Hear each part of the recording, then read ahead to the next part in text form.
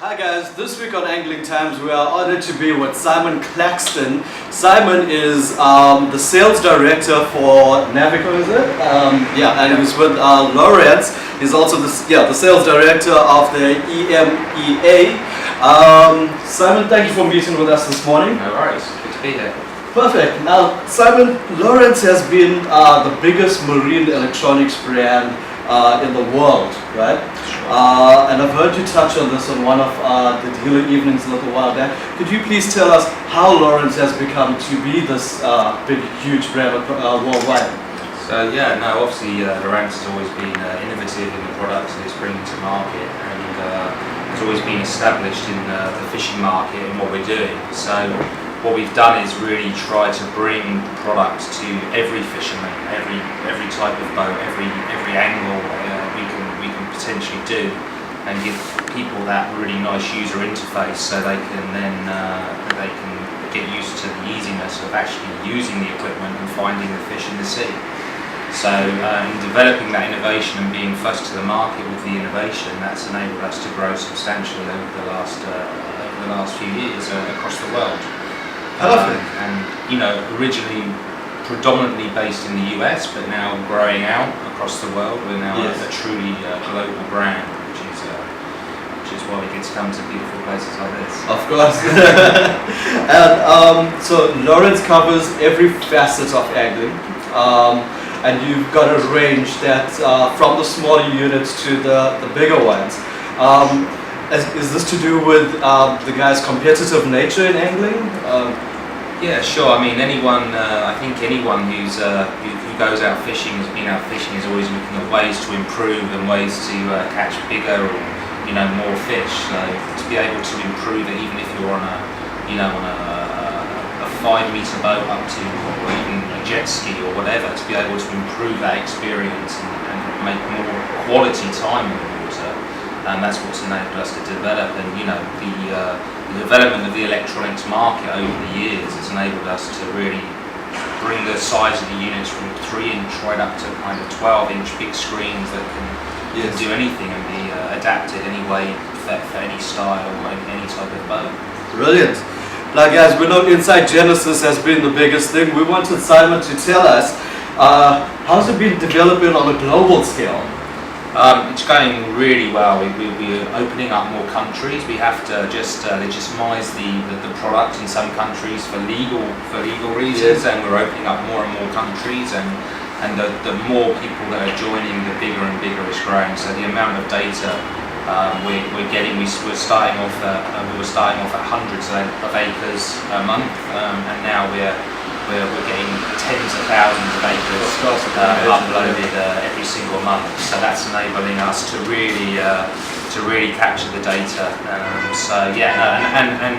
It's improving the user experience again. So people that are really using it, seeing the benefits of Inside Genesis, and it's been accepted really nicely in South Africa. It took us a little bit of work to really get it going, but now the guys are seeing the benefits. It's improving immensely.